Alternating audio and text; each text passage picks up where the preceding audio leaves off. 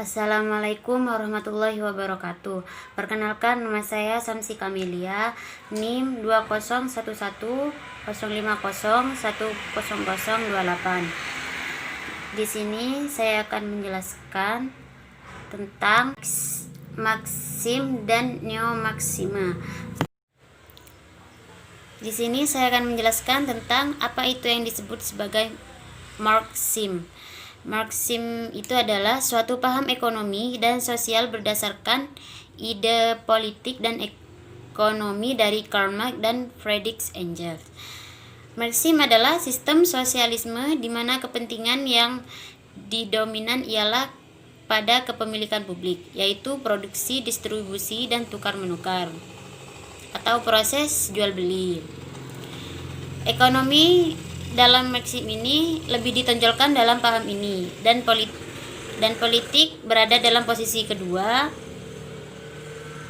karena politik sebagian besar ditentukan oleh konteks sosial ekonomi, sehingga kelas sosial yang dominan di ekonomi secara otomatis juga dominan dalam politik.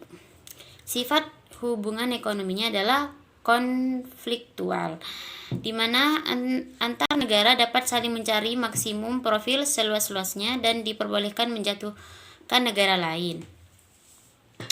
Pada Marxism, publik dibagi menjadi dua golongan, di mana kaum borjuis yang berperan sebagai pemilik alat produksi, serta kaum proletar atau buruh yang berperan sebagai tenaga kerja atau penggerak produksi.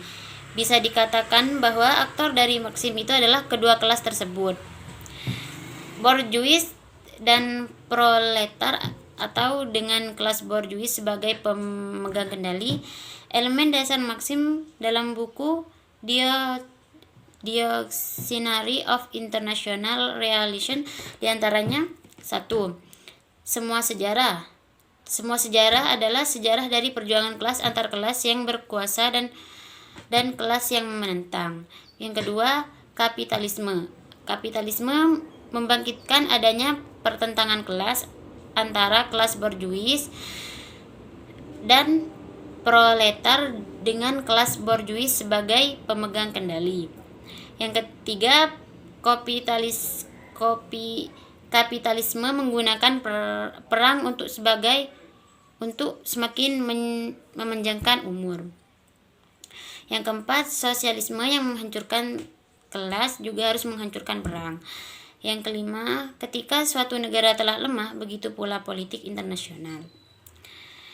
Karl Marx melihat bahwa kapitalisme tidak sepenuhnya buruk, meskipun perekonomian kapitalis yang notabene dikendalikan oleh kaum borjuis bersifat eksploitatif terhadap buruh. Mengapa? Karena Marx melihat bahwa sistem feodalisme yang justru mencerminkan eksploitasi buruh yang parah dalam feodalisme, seolah-olah buruh adalah budak,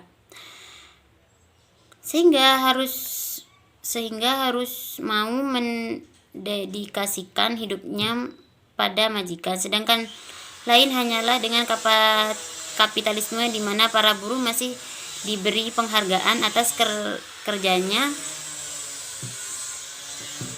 dengan melalui upah. Meskipun tidak sebanding antara tenaga yang dijual dengan imbalan yang diperoleh, Marx percaya bahwa kapitalisme yang menciptakan ketidakmerataan kelas dan akhirnya justru akan membawa jalan bagi revolusi sosial, di mana alat-alat produksi akan ditempatkan dalam kontrol sosial bagi keuntungan kaum proletar. Meskipun tidak sebanding antara tenaga yang dijual dengan imbalan yang diperoleh, Marx percaya bahwa kapitalisme yang menciptakan pemerataan kelas, dan akhirnya justru akan membawa jalan bagi revolusi sosial di mana alat-alat produksi akan ditempatkan dalam kontrol sosial bagi keuntungan kaum proletar. Mungkin itu saja yang bisa saya jelaskan. Kurang lebihnya mohon maaf. Assalamualaikum warahmatullahi wabarakatuh.